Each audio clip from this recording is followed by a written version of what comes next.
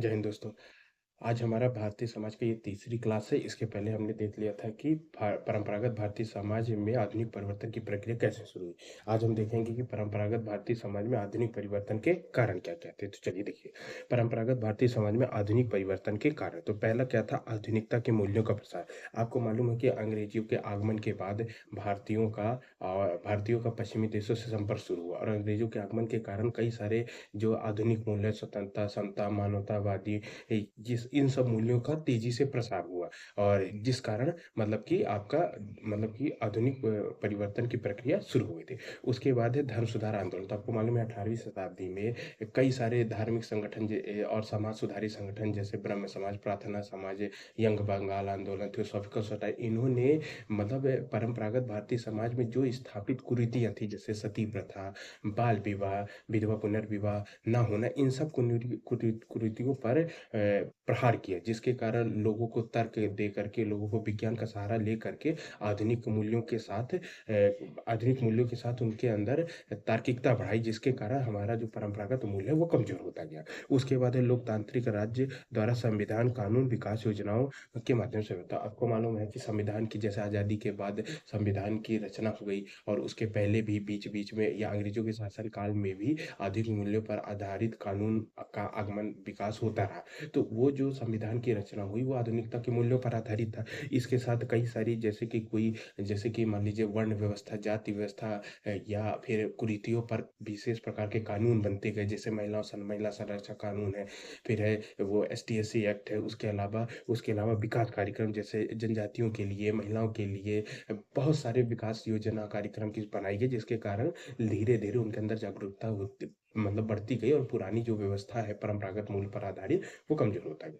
उसके बाद है आधुनिक शिक्षा व्यवस्था। तो आपको मालूम है कि जो आधुनिक शिक्षा व्यवस्था है वो तर्क एवं विज्ञान पर आधारित है। तो जब लोगों ने मतलब कि वो परंपरागत मूल्य पर आधारित व्यवस्था क्रम को देखा और उसको तर्क की कसौटी में परखा, तो उन्होंने ये गलत पाया। तो आधुनिक शिक्षा के कारण हमारा परंपरागत भारतीय समाज आधुनिक भारतीय समाज में परिवर्तन हो गया। उसके बाद है औद्योगिकरण। तो अब मालूम है कि पहले जो परंपरागत अर्थव्यवस्था है वो कृषि पर आधारित थी। धीरे धीरे कृषि का भी आधुनिकीकरण हुआ और औद्योगिकरण। तो कृषि का आधुनिकीकरण हुआ तो उसमें भाई हाई यील्डिंग वेराइटीज बीजों का उपयोग हो रहा है, सिंचाई व्यवस्था, मशीनीकरण। और उसके बाद जब औद्योगिकरण हुआ तो भारी भारी मशीनियां स्थापित होने, बड़े बड़े उद्योग स्थापित होने लगे। तो उसमें बहुत सारे हजारों लाखों में लोग काम करने लगे, तो वो अपने क्षेत्र से दूर होकर काम करने लगे। तो धीरे धीरे जब उन्होंने वहाँ की व्यवस्था देखी और जब हर जाति, हर वर्ग का उस उद्योग में पार्टिसिपेशन हुआ, तो धीरे धीरे आपकी ये परंपरागत जो मूल्य व्यवस्था थी या निम्न वर्ग को कम समझने आंकने की जो व्यवस्था थी उस पे विचार कमजोर होता गया और आपका आधुनिक परिवर्तन होता गया। और नगरीकरण। तो आपको मालूम है कि नगरीकरण के कारण लोग शहरों में आके बसने लगे, गांवों को छोड़ दी। जब शहरों में आके बसने लगे तो उनका क्या हुआ कि नए लोगों से संपर्क हुआ, विचारों से संपर्क हुआ और पुरानी जो व्यवस्था थी उससे दूरियां बढ़ती गई, जिसके कारण आधुनिक परिवर्तन होता गया। उसके बाद है विज्ञान एवं प्रौद्योगिकी। तो आपको मालूम है विज्ञान जो है तर्क पर आधारित होता है, ज्ञान का तथ्य करता है और ये हर वर्ग के लोग मतलब निम्न वर्ग का भी व्यक्ति हो तो वो ज्ञान पा करके सशक्त बन जाता है। उसके उसके बाद जो प्रौद्योगिकरण, तो मालूम है प्रौद्योगिकरण में मशीनों का प्रयोग होता है, लोग इससे आत्मनिर्भर बन जाते हैं। तो जब आपकी दूसरों से समाज से निर्भरता कम हो जाती है तो फिर आप उस पर आधारित जो व्यवस्था है उसको भी आप मानना कम कर देते हैं, तो जिसके कारण आधुनिक परिवर्तन होता है।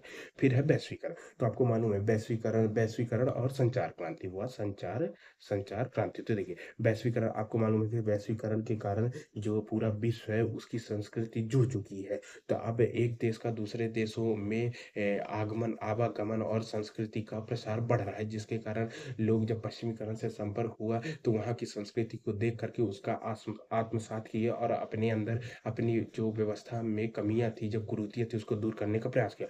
और संचार क्रांति के कारण लोगों का एक दूसरे से संपर्क बढ़ा, जिसके कारण जो पुरानी व्यवस्था है वो कम होती गई। चलिए, तो ये थे आपके आधुनिक परिवर्तन के कारण कि परंपरागत भारतीय समाज आधुनिक भारतीय समाज में परिवर्तित हुआ, उसके क्या-क्या कारण थे। अब हम नेक्स्ट आज देखेंगे कि आधुनिक भारतीय समाज की मुख्य विशेषता क्या है? जैसे याद करिए मैंने फर्स्ट लेक्चर में आपको बताया था कि परंपरागत भारतीय समाज की क्या विशेषता है। अब मैं आपको बता रहा हूँ कि आधुनिक भारतीय समाज की विशेषता क्या? क्यों? क्योंकि आपका जो टॉपिक मेंशन है वो उसमें लिखा है कि भारतीय समाज की विशेषता, तो भारतीय समाज आपका परंपरागत समाज भी है, आधुनिक समाज भी है, तो अभी हमें आधुनिक भारतीय समाज की विशेषताएँ पढ़ेंगे, ठीक है? तो पहली विशेषता है विशाल जनसंख्या और जनसंख्या में भी। तो आप आपको मालूम कि आज लगभग 140 करोड़ अ, जनसंख्या है देश की, तो बहुत बड़ी विशाल जनसंख्या। उसके अलावा है जनसंख्या में विविधता, तो आज मालूम है आपको कि धर्म के आधार पर लोग बटे हुए हैं, हिंदू, मुस्लिम, सिख, ईसाई। जाति के आधार पर बहुत सारी सैकड़ों जातियाँ हैं। उसके बाद रंग के आधार पर मतलब गोरा, काला, सांवला रंग के आधार पर लोग, प्रजाति के आधार पर जैसे दक्षिण भारत में द्रविड़ प्रजाति, उत्तर भारत में ऑस्ट्राइन, मंगोलाइड प्रजाति में है। भाषा भाषा कई सारी संविधान की 8वीं सूची जिसमें 22 भाषाओं का वर्णन है, तो भाषा के आधार पर विविधता है। उत्तर भारत में हिंदी चलती है, दक्षिण भारत में मलयालम, तमिल, तेलुगु, कन्नड़ और मराठी, कई सारी भाषाएँ।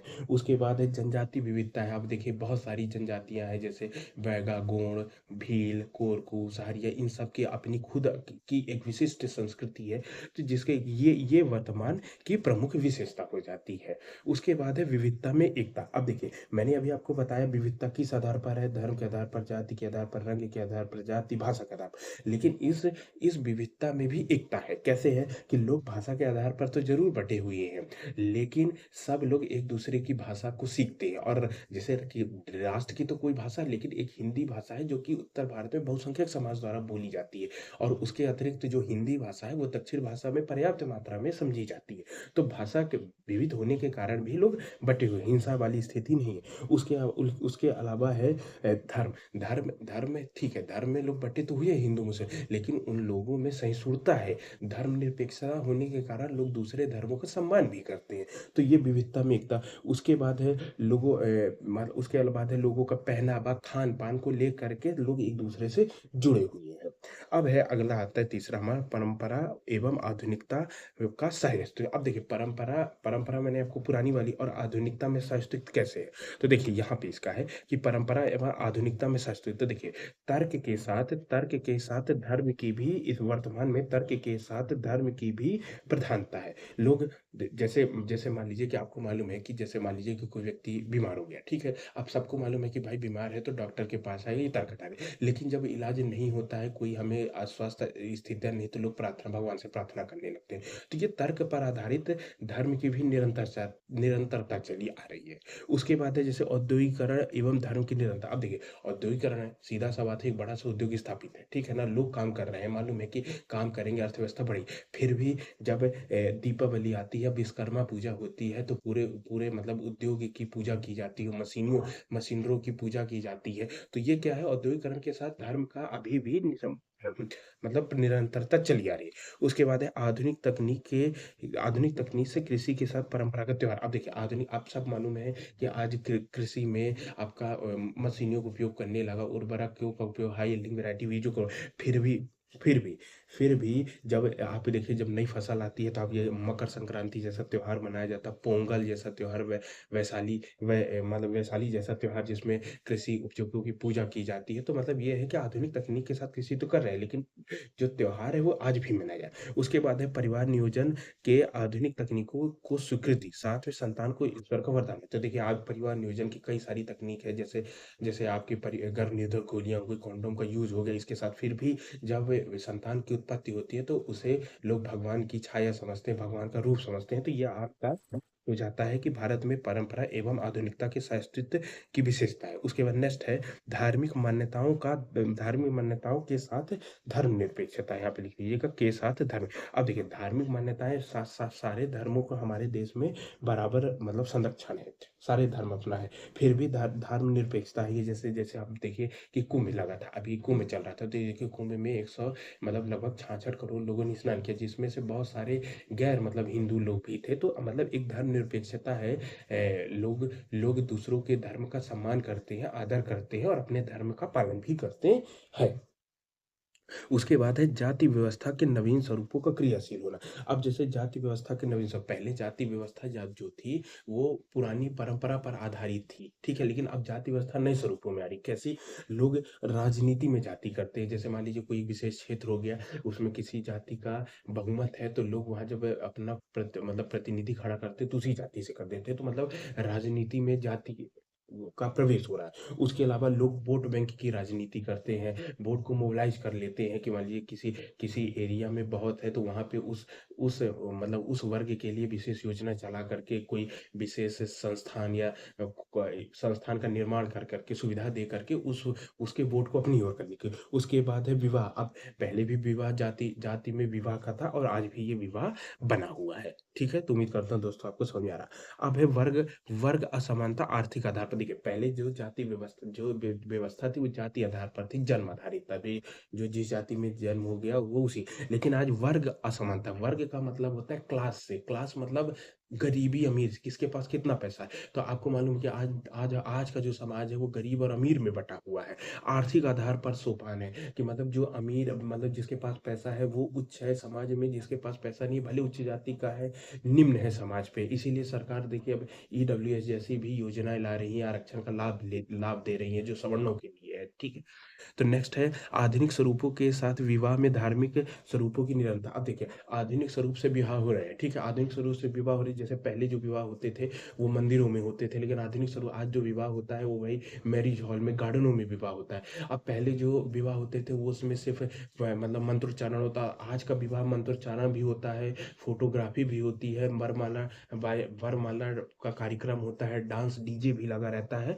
तो मतलब आधुनिक स्वरूप दोनों तरह से आदि पुरानी व्यवस्था भी है और आधुनिक स्वरूप से भी विवाह हो रहा है। फिर एकाकी परिवार के साथ संयुक्त परिवार की व्यवस्था। तो देखिए जो आधुनिक आधुनिक जो पुराना समाज था वो तो संयुक्त परिवार आधारित था। क्यों? क्योंकि कृषि कृषि मुख्य पेशा था और आपको मालूम है कृषि में जो मतलब कि लोगों की अधिकता होती है उसमें मानव श्रम बहुत ज़्यादा होता है। लेकिन जो आज एकाकी परिवार है, क्यों? क्योंकि आधुनिक आधुनिक आधुनिक समाज है। यहाँ लोग शिक्षा के उद्देश्य से, आर्थिक कामों के उद्देश्य से अपने गाँव को छोड़ करके शहरों की ओर चले आते हैं अपने अपनी आय बढ़ाने के लिए। लेकिन फिर भी लोग जब उनका मतलब कोई कोई मान लीजिए कि शहरों में तो रहते हैं, लेकिन जब कोई विवाह उत्सव मांगलिक कार्यक्रम हुआ, कोई कार्य मतलब कि किसी तरह की पूजा पाठ हुई, धर्माष्टिक कार्यक्रम हुआ, तो वो शहर को छोड़ करके घर में मतलब अपने पुराने घर वापस जाते हैं, उसको ज्वाइन करते हैं। जैसे विवाह तरह का कोई कार्यक्रम हो गया, तो इससे क्या हुआ कि एकाकी परिवार, शहरों में एकाकी परिवार तो बना हुआ ही है, लेकिन जब मांगलिक कार्यक्रम जैसे होता है या फिर कोई और मतलब पूजा पाठ होती है या कोई मतलब मतलब संगोष्ठी होती है, तो लोग वहां पे जा करके उस संयुक्त परिवार की व्यवस्था को भी खत्म नहीं होने देते हैं। उसके बाद है पितृ सत्तात्मक की कमी तो आई, स्त्री की सुधार। तो जैसे पहले मालूम था पितृ सत्तात्मकता थी, समाज में पितृ मतलब पुरुषों को ही अधिकार था। पुरुष पुरुष को उच्च समझा जाता था, स्त्रियों को उनसे नीचे समझा जाता था। लेकिन इसमें कमी आई है। साथ में आज आज क्या आज इस मतलब स्त्रियों को अवसर की समानता दी जा रही है। वो भी अब हर जैसे पहले विज्ञान के क्षेत्र में महिलाओं का कम योगदान था, तो विज्ञान हो गया, तकनीक के क्षेत्र में महिलाओं की योगदान बढ़ी, तो उनकी स्थिति उनको आर्थिक अवसर दिए जाए, तो उनके कारण उनकी स्थिति में सुधार है और पितृ सत्तात्मा में भी कमी आ रही है। उसके बाद है शैक्षिक अवसर की समानता के साथ आधुनिक शिक्षा व्यवस्था। तो देखिए शैक्षिक अवसर की समानता, जैसे जैसे कि आपको मालूम है कि पहले जो निम्न वर्ण के लोग थे और महिलाओं को शिक्षा का पुराने समय में लगभग बिल्कुल अधिकार नहीं था, उनको वंचित कर, लेकिन आज उनको निम्न वर्ण और महिलाओं को शिक्षा के अवसर दिए जा रहे हैं और उनको भी आधुनिक शिक्षा दी जा रही है, तर्क एवं विज्ञान पर आधारित शिक्षा दी जा रही है। उसके बाद है लोकतांत्रिक राजनीतिक व्यवस्था एक प्रक्रिया के रूप में क्रियाशील। देखिए पहले के समय में आपको मालूम है कि राजतंत्र चल रहा था, ठीक है? राजा पे होता था, राजा का फिर बेटा उसी का वारिस होता था, वही शासन का काम करता था। लेकिन आज क्या है? आज लोकतंत्र में है, लोकतंत्र है, लोग अपना प्रतिनिधि चुनते हैं, राष्ट्राध्यक्ष चुनते हैं, वो फिर शासन व्यवस्था चलाता है। तो ये एक प्रक्रिया के रूप में है, मतलब ये स्थायी नहीं है। लोग चुने, फिर अगर उनको पसंद नहीं आया तो बाद में उसको बदल दिए। तो इससे क्या है ना, लोग इससे क्या है, ये एक साधन है जो कि लोकतांत्रिक मूल्यों को बनाए रखता है। कभी भी डिक्टेटरशिप मतलब तानाशाही इस व्यवस्था से नहीं आ पाती है। उसके बाद है कृषि उद्योग एवं सेवा क्षेत्र। देखिए पहले के समय में सिर्फ कृषि उद्योग था, मोस्टली। और थोड़ा बहुत उद्योग में कृषि था। पहले के समय में सिर्फ़ कृषि व्यवस्था थी, फिर थोड़ा बहुत उद्योग में कुटीर उद्योग वगैरह हो जाते थे और सेवा क्षेत्र बहुत सीमित था। बहुत सीमित था। लेकिन आज का जो है इसमें कृषि क्षेत्र सरकार कितनी योजनाएँ लगा रही है और कृषि में अब आधुनिक व्यवस्था आधुनिक तकनीकों का उपयोग करके कृषि की उत्पादकता बढ़ रही है। उसके साथ ही भारी-भारी उद्योग शहरों तक की स्थापना हो गई है और सेवा क्षेत्र आज भारत का सबसे बड़ा जो जीडीपी में योगदान है वो सेवा क्षेत्र का है। तो ये आपकी आधुनिक समाज की विशेषता है। उसके बाद है जनजातियों का आधुनिकीकरण और उनकी पहचान को बनाना। अब देखिए, जनजाति आपको मालूम है कि जनजाति मुख्यतः ये जो है ये मुख्य समाज से अलग कट के जंगलों में रहती थी। लेकिन सरकार ने कई सारी योजनाओं को दे करके और उनको आर्थिक सहायता दे करके उनका आधुनिकीकरण किया। उनको शिक्षा को दे करके, शिक्षा व्यवस्था को दे करके, जागरूकता फैला कर उनका आधुनिकीकरण किया। लेकिन संविधान में आपको मालूम है कि जैसे आर्टिकल 29-30 हो गया, में उनको अपनी संस्कृति को संरक्षित करने का अधिकार दिया गया। उसके अतिरिक्त वो वो आर्टिकल जैसे 330, 332, 34 में वो उनके लिए लोकसभा, राज्यसभा में सीटों का भी आरक्षण है। इससे वे अपनी संस्कृति को संरक्षण करने के लिए कानून का भी निर्माण कर सकते हैं। तो ये हो गया। फिर अगला हमारा वैश्विक संस्कृति का प्रसार और वैश्विक समाज का निर्माण। तो आपको मालूम है कि 1991 के बाद जैसे ही वैश्वीकरण आया तो विश्व की संस्कृतियाँ समाज जुड़ गए। उनके जुड़ने के कारण क्या हुआ कि एक विश्व की जैसे नहीं मिली-जुली संस्कृति का निर्माण हो गया। अब मिली-जुली संस्कृति का निर्माण हो गया जिससे वैश्विक समाज बन गया। अब वैश्विक समाज के निर्माण निर्माण से फिर कई वैश्विक संस्थाएँ स्थापित हो गई जैसे यूएनओ हो गई जो कि विश्व के समाज कल्याण के लिए काम करती है। डब्ल्यूएचओ हो गई जो विश्व के समाज कल्याण के लिए निर्माण करती है। तो ये हो गई आपके आधुनिक समाज की मुख्य विशेषता। तो उम्मीद करता हूँ दोस्तों ये आपको समझ में आया होगा। अब चलते हैं आगे। अब देखिए, जैसे मैंने बताया था कि परंपरा एवं आधुनिकता का के सह-अस्तित्व ये इसी से जुड़ा हुआ एक टॉपिक है। ये क्या नाम है कि ये कि भारत में परंपरा एवं आधुनिकता का सह-अस्तित्व है, उसके क्या कारण हैं? तो ये कारण है कि देखिए जैसे ये जान लीजिए आपके लिए अच्छा होगा जैसे कि कारण है सहिष्णुता। तो आपको मालूम है कि जो हमारा भारतीय समाज रहा है वो सहिष्णु रहा है। सहिष्णु रहा है, सहिष्णु का मतलब है कि उसमें कट्टरता नहीं रही है कि अगर कोई व्यक्ति अपने अपने हिसाब से कोई पूजा पद्धति या अलग तरह से निर्वहन करना चाहता है तो उसके अंदर पर्याप्त है, उसको छूट है कर सकता है या कोई बाहरी मतलब कोई विदेशी संस्कृति में कोई अच्छे तत्व है तो अगर उनको कोई ग्रहण करना चाहता है या अपने समाज में रहते हुए इसको प्रैक्टिस करना चाहता है तो सहिष्णुता के साथ उसको पूरी छूट थी। उसके बाद है तर्क एवं निर्वचन की छूट। तो देखिए आपको मालूम है कि परंपरागत भारतीय समाज में सती प्रथा, बाल विवाह जैसे कई सारी कुरीतियाँ थी। लेकिन जब धर्म आंदोलन शुरू हुआ तो जब तर्क की कसौटी में उसको परखा गया तो उसे गलत पाया गया। और कई सारे राजा राम मोहन राय, ईश्वरचंद्र विद्यासागर, रवीन्द्रनाथ टैगोर, गांधी जी द्वारा उस पर निर्वचन किए गए, अपने-अपने विचार प्रस्तुत किए गए। तो ये व्यवस्था के कारण परंपरा और आधुनिकता दोनों सह-अस्तित्व में। उसके बाद है अनुकूलन की क्षमता। अनुकूलन की क्षमता का मतलब है कि अगर जैसे मैंने बताया ना कि भारतीय समाज अनुकूलन था, जैसे सती प्रथा, बाल विवाह थी, ये उनको गलत पाया गया, तो उनको बदलने की शक्ति थी कि लोगों ने इस पे वैसे शुरुआती स्तर पर तो कई जो पढ़े-लिखे लोग थे उन्हीं के लिए ये अनुकूलन हुआ। धीरे-धीरे इसका अनुकूलन बढ़ता गया और बाद में सभी ने इसको आत्मसात कर लिया। आत्मसात कर लिया मतलब अपने ऊपर लागू कर लिया कि हाँ, ये मान लिए अपने मन में कि जो पुरानी व्यवस्था थी वो सही नहीं थी। अब नई व्यवस्था को हमको पालन पालन करना चाहिए, उसको फ़ॉलो करना चाहिए और इसी को हम लोचशीलता भी फ्लेक्सिबिलिटी कहते हैं।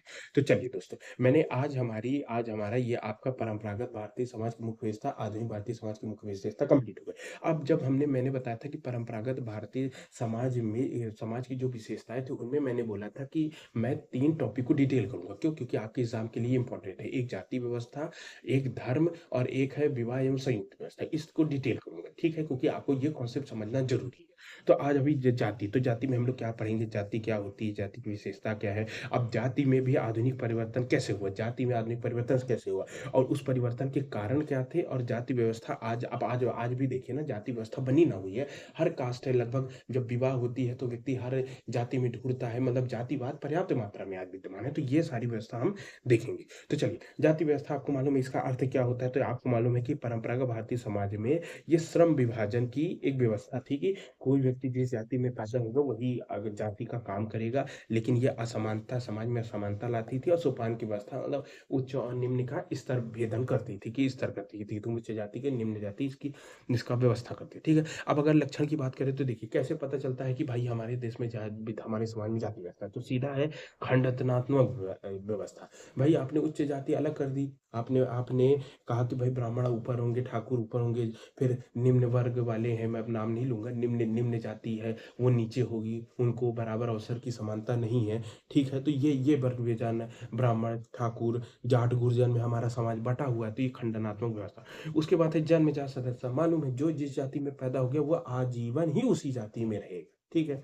उसके बाद है अंतर विवाह के नियम। भाई अंतर विवाह के नियम डिसाइड था कि कौन सी जाति का व्यक्ति किस जाति से विवाह करेगा, अगर अंतर ही नहीं तो अधिकतर तो सेम जाति में विवाह होते थे, लेकिन फिर भी ब्राह्मणों में ऐसा था कि शुक्ला का विवाह शुक्ला में नहीं होगा किसी और में होगा, तो ये अंतर जाति के नियम मतलब डिसाइडेड थे, ठीक है। फिर है जन्म जाति एवं प्रतिबंधित बेटा पेशा। अब पहले जिस जिस जाति में मान लीजिए कि मैं लोहार मतलब लोहार जाति में पैदा हूँ, मैं आजीवन लोहार करूंगा और बाकी पेशा मेरे लिए प्रतिबंधित है, मैं और कोई काम नहीं, मैं बढ़ईगिरी नहीं कर सकता, मैं पंडिताई नहीं कर सकता, तो ये जाति व्यवस्था में नियम था। उसके बाद है खान पान एवं सामाजिक सहवास से जुड़े। अब देखिए खान पान का नियम भी था कि भाई कोई व्यक्ति जैसे गांव में आ जाइए, आपको ना गांव में टोला दिखता है, टोला मिलेगा, समूह दिखेगा कि एक विशेष वर्ग के लोग एक साथ रहते हैं, वो दूसरे वर्ग से अलग रहते हैं, ठीक है। उनका अपना खान पान चलता है। बड़ी जातियों के यहाँ खान पान की व्यवस्था नहीं है, अगर बड़ी जाति उनके यहाँ कोई मांगलिक कार्यक्रम है, बड़ी जाति के यहाँ अगर खान पान करना है तो उनको किसी बड़ी जाति के यहाँ सामान देना पड़ता था, फिर उसके घर उसका भोज्य बनता था और फिर बड़ी जातियां वहां खाती थी।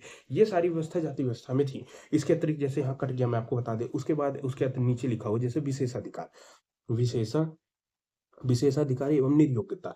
निर्योग्यता तो अब देखिए जैसे पहले क्या था, विशेषाधिकार थे, जैसे विशेषाधिकार मतलब कि जैसे उच्च जातीय ब्राह्मणों को कई अधिकार थे, लेकिन जैसे अधिकार थे मंदिरों में जा सकते हैं और पूजा पाठ कर सकते हैं और मतलब जैसे वेदों का पाठ कर सकते हैं, ये सारी विषय। लेकिन निम्न जाति निर्योग्यता थी, वो वेदों का पाठ नहीं कर सकते, मंदिर नहीं जा सकते, सार्वजनिक तालाब से पानी नहीं भर सकते, उनको मतलब जैसे कि और जैसे चांडाल वगैरह जातियां थी उनको तो शहरों मतलब गांवों के अंदर सार्वजनिक रास्ते से सड़कों से चला भी नहीं जा सकता, झाड़ू लेकर चलते थे, पीछे झाड़ू लगाते थे, लोग उनकी परछाई से भी दूर भागते थे, तो ऐसी निरोगिता लागू कर दी गई थी जाति व्यवस्था में कि बहुत कठोर थी। उसके बाद है सोपानिकता। तो अब सोपानिकता तो आपको पता ही है कि ये इसमें सोपानिकता उच्च और निम्न वर्ण में भी आते, तो ये जाति व्यवस्था के मतलब जाति के लक्षण थे। उसके बाद नेक्स्ट हम देखते हैं कि अब देखिए अच्छे से इसको समझिएगा दोस्तों, जाति व्यवस्था में आधुनिक अब देखिए जाति व्यवस्था है आज भी, ये आप भी मानते हैं, लेकिन अब ये उतनी कठोर नहीं रह गई है। जाति व्यवस्था के जितने भी एस्पेक्ट है जो मैंने आपके लक्षण दिखा, उसमें कहीं ना कहीं कुछ में निरंतरता तो बनी हुई है, कुछ में बदलाव हुआ है, कुछ में कठोरता कम हुई। जैसे मैं आपको समझाऊंगा। जैसे देखिए मैंने आपको बताया कि खंडनात्मक विभाजन, ठीक है। जाति व्यवस्था का भैया खंडनात्मक विभाजन तो आज भी बना हुआ है, ठीक है ना। और इसमें मान लीजिए लगभग कोई परिवर्तन नहीं, खंडनात्मक व्यवस्था आज भी है, इसमें कोई परिवर्तन नहीं हुआ है, ठीक है। लेकिन अंतर जाति के नियम, जैसे मैं बोलूँ अंतर विवाह के नियम, तो अब देखिए आज अंतर विवाह के नियम उतने कठोर नहीं रह गए हैं, इंटरकास्ट मैरिजें भी हो रही हैं। तो इसमें क्या हुआ, ये बनी तो हुई है, गांवों में इसका प्रतिशत बहुत ज्यादा देखने को मिलता है, लेकिन शहरों में अंतर विवाह के नियम बहुत सरल हुए हैं, कठोर नहीं हुए, इंटरकास्ट मैरिज भी हो रही है। उसके अलावा जैसे जन्मजात आपका पेशा। अब देखिए जन्मजात पेशा और प्रतिबंधित पेशा, भैया ये तो पूरी तरह समाप्त हो गया, कोई जन्मजात पेशा नहीं आज, जिसकी जिसकी इच्छा है वो काम करे, कोई प्रतिबंधित पेशा नहीं है। हलवाई के यहाँ पैदा है वो पंडिताई करने लगे, पंडिताई के घर में पैदा हुआ है वो सैनिक में क्षत्रिय वर्ग का काम करने लगे, तो ये तो पूरी तरह लगभग पूरी तरह शहरों में तो खत्म ही हो गया, लगभग ना के बराबर बचा हुआ है। उसके बाद है खान पान। देखिए खान पान और सहवास, तो देखिए खान पान और सहवास में भी बहुत हद तक इसमें कठोरता कम हुई है। क्यों, हालांकि शहरों में तो ये लगभग खान पान वाला सिस्टम तो खत्म ही हो गया है, हर सबके साथ खान पान होता है, बर्थडे मनाया जाता है, शादी सबको बुलाया जाता है। आप गाँवों में कह सकते हैं कि कुछ कुछ हद तक, कुछ जो पुराने बैकवर्ड पिछड़े गांव हैं जिसके अंदर एजुकेशन कम है, तो वहां थोड़ी सी बनी हुई है। सोपानिकता, देखिए सोपानिकता में भी परिवर्तन हुआ है, कुछ आज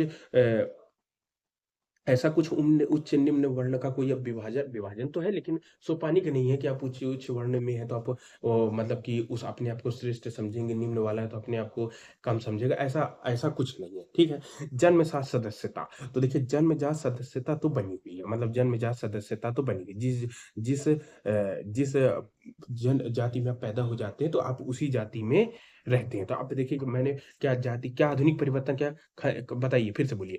खंडात्मक विभाजन में क्या परिवर्तन हुआ है? कोई परिवर्तन नहीं, इसमें कोई परिवर्तन नहीं, देखिए कोई परिवर्तन नहीं, ठीक है। अंतरजातीय विवाह में परिवर्तन हुआ, हाँ, इसमें परिवर्तन हुए हैं, कुछ हद तक परिवर्तन हुए हैं, गाँवों में बचे हैं, शहरों में तो परिवर्तन, जन्मजात और प्रतिबंध ये तो पूरी तरह परिवर्तित हो गया, ठीक है। खान-पान एवं सामाजिक ये इसमें भी बहुत हद तक परिवर्तन हुए, शहरों में तो सोपानिकता ये भी पूरी तरह परिवर्तित हो गई, जन्मजात सदस्यता ये परिवर्तन। तो अगर मैं जैसे अगले टॉपिक में मैं बोल रहा हूँ, जैसे अगला अगला है कि जाति व्यवस्था में क्या-क्या निरंतरता है, तो आप सीधे यहीं से उठा देंगे कि जाति व्यवस्था में निरंतरता क्या-क्या है, जैसे खंडात्मक विभाजन ये आज भी बना हुआ है, ठीक है। अंतरजाति के विवाह गाँवों में, कुछ इलाकों में ये कुछ हद तक देखने को मिलता है, लेकिन उसकी इतनी कठोरता नहीं हो गई, तो ये निरंतरता के रूप में बनी हुई है। उसके बाद खान-पान भोज तो कह सकते हैं गाँव में भी ये कुछ हद तक निरंतर, सोपानिकता तो पूरी तरह खत्म हो गई। जन्मजात और प्रतिबंध ये भी खत्म हो गया, और जन्मजात सदस्यता ये भी बनी हुई है, ठीक है। चलिए अब हम देखते हैं, तो मैंने आपको अभी अभी मैंने आपको जाति व्यवस्था में जो आधुनिक परिवर्तन हुए वो भी बता दिया कि किस-किस पक्ष में परिवर्तन हुआ है, और मैंने ये भी बता दिया कि अभी किस-किस पक्ष में निरंतरता बनी हुई। तो मेरे ख्याल से दोस्तों आप लोग को ये समझ में, अब हम देखेंगे जाति व्यवस्था में आधुनिक परिवर्तन के कारण क्या-क्या थे, ठीक है? तो आपको मालूम है कि देखिए, मैं आपसे आपको एक ट्रिक बता देता हूँ कि जाति व्यवस्था, धर्म व्यवस्था किसी में भी परिवर्तन के आपके लिए कारण बोले, तो याद करिए, आप पहले जब पहली स्लाइड में जाएँगे तो मैंने आपको मैं फर्स्ट क्लास में मैंने आपको बताया था कि परिवर्तन के कारण ये अ, ये मैंने आपको बताया था कि 1 मिनट दोस्तों, ये मैंने आपको पहली स्लाइड में मैंने आपको ये बताया था कि ये यहाँ पे यह परंपरागत आधुनिक परिवर्तन और ये मैंने आपको बताया कि परंपरागत भारतीय समाज ने आधुनिक परिवर्तन के कारण क्या है? तो देखिए, अब परंपरागत आधुनिक समाज में किस में परिवर्तन? तो भाई जाति व्यवस्था में परिवर्तन, तो सेम टू सेम यही, यही आप लिख देंगे। क्या लिख देंगे कि आधुनिकता के मूल्य का प्रसार हो इसलिए जाति व्यवस्था कमजोर हो गई। धर्म सुधार आंदोलन हो इसलिए जाति व्यवस्था कमजोर हो गई। लोकतांत्रिक राज्य द्वारा संविधान, कानून, विकास की योजनाओं का माध्यम से विकास हो इसलिए जाति व्यवस्था कमजोर हो गई। आधुनिक शिक्षा का विकास हुआ तो भी जाति व्यवस्था कमजोर हो गई। औद्योगीकरण, नगरीकरण हो तो जाति व्यवस्था कमजोर हो गई। विज्ञान प्रौद्योगिकी का विकास हुआ तो जाति व्यवस्था कमजोर हो गई। वैश्वीकरण, संचार क्रांति तो जाति व्यवस्था, जब मैं आपको धर्म पढ़ाऊंगा ना, और वहां पे भी बताऊंगा कि धर्म धर्म व्यवस्था में आधुनिक परिवर्तन के कारण क्या है, कि धर्म व्यवस्था इतनी कठोर नहीं रही, सेम टू सेम आप यही लिख दीजिएगा कि आधुनिकता के मूल्य के प्रसार के कारण धर्म व्यवस्था, धार्मिक सुधार आंदोलन आया, तो ये जो है ये सबके लिए कॉमन चलेगा। तो मेरे ख्याल से ये आपको उत्तर मिल गया हो कि जाति व्यवस्था में आधुनिक परिवर्तन के क्या कारण थे, तो यही वाले कारण रहेंगे, सब में परिवर्तन के कारण यही रहेंगे, ठीक है। तो चलिए दोस्तों, आगे बढ़ते हैं। तो ये आपको यहाँ पे आपको ये समझ में होगी कि जाति व्यवस्था में आधुनिक परिवर्तन के कारण। चलिए नेक्स्ट करते हैं। ठीक है, निरंतरता भी मैंने आपको बता दी है। तो दोस्तों आज की हमारी क्लास यहीं तक है। नेक्स्ट पार्ट में हम अब हमारा 2-3 टॉपिक रह गया है। 1-2 क्लास में हमारा ये जो आपका टॉपिक है भारतीय समाज की मुख्य विशेषता, ये कंप्लीट हो जाएगी। इसके बाद मैं इसके ऑब्जेक्टिव टाइप क्वेश्चन भी आपको कराऊँगा, पूरी प्रैक्टिस करवाऊँगा। क्योंकि आपको याद रखिएगा दोस्तों, आपके एग्ज़ाम में नेगेटिव मार्किंग है, और नेगेटिव मार्किंग से बचने के लिए आपका कॉन्सेप्ट के साथ फैक्ट, फैक्ट के साथ कॉन्सेप्ट, दोनों दोनों आप तुक्का नहीं मार सकते। तो दोनों का मतलब आप बराबर समझ होना ज़रूरी है। तो आज के लिए हम यहीं समाप्त करते हैं। अगर आपको वीडियो पसंद है तो वीडियो को लाइक करिए और चैनल को सब्सक्राइब करिए। जय हिंद दोस्तों।